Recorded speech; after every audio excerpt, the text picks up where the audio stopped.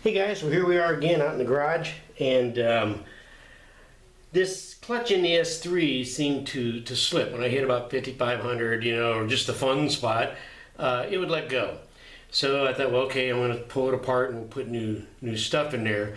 And actually, I think I'm going to put the 400 basket and primary gear in this, okay?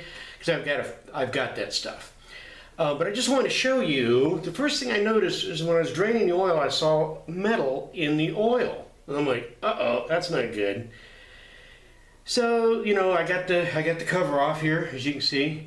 Then I noticed these marks. See these marks? Okay. And pretty much right away I knew what was wrong. Another classic case of these rubber bushings going bad. And this whole basket is wobbling around and hitting the case. And I'll show you that in a minute. Anyway, take a look at this one. Now this is an all aluminum basket. S2, S2A, 250, the same, the S1s. But anyway, watch. See, we've also got slop on the bearing.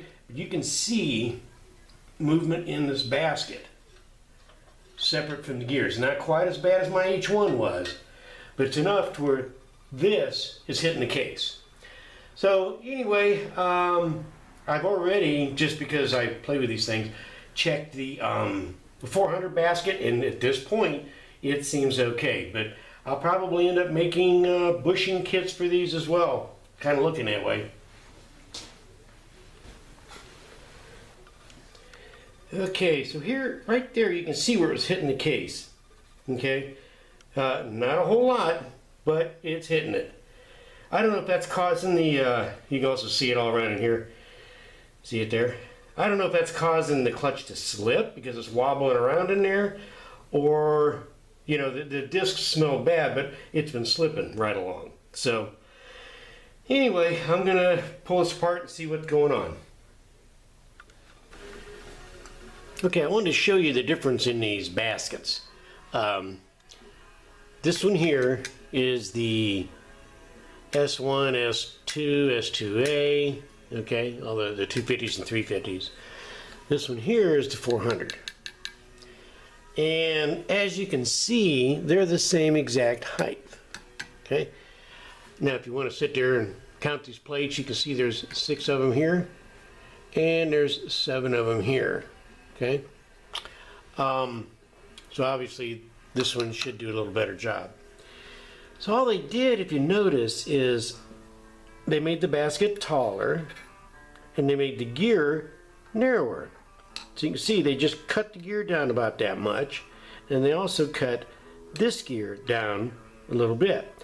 So they've added, whatever a disc friction would be, probably 180 thousandths. And they just shortened everything up. So that's pretty much all they did. So it should just drop right in, but you do have to change this gear. The other thing I noticed,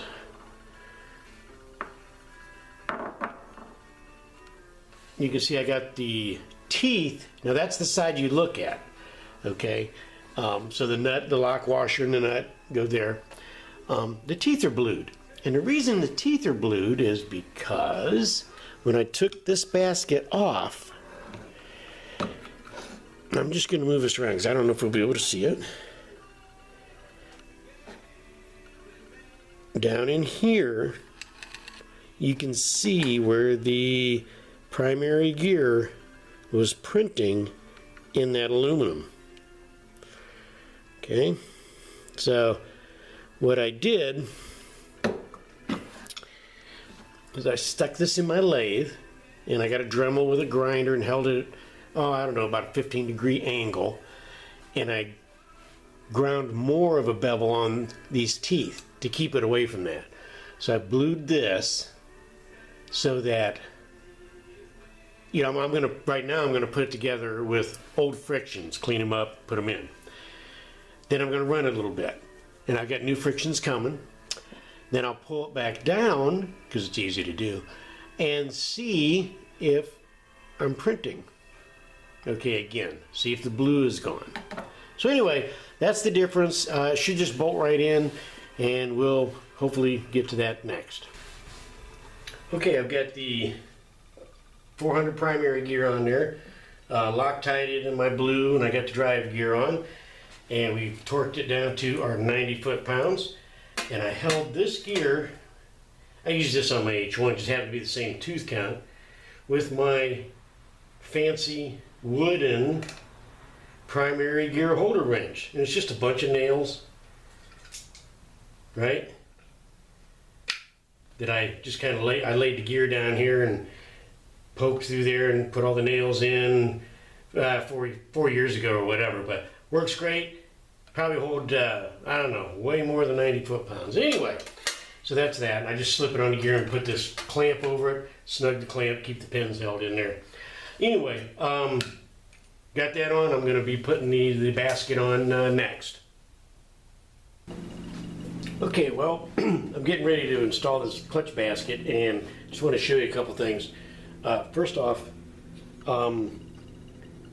after I started cleaning this thing, the lines that we saw around here weren't there. Okay, I see no trace of touching, but the heck. But we still get this. There's a gouge in here, so I blued it so I could tell if we're touching that again. Okay, so that's that. The other thing I did is I went. Now this is the 400 basket, but I went around and blued everything so that if it does wobble, I can see it. You know, I'll be able to tell. And what my plan is I'm going to put the 7-plate 400 basket all together.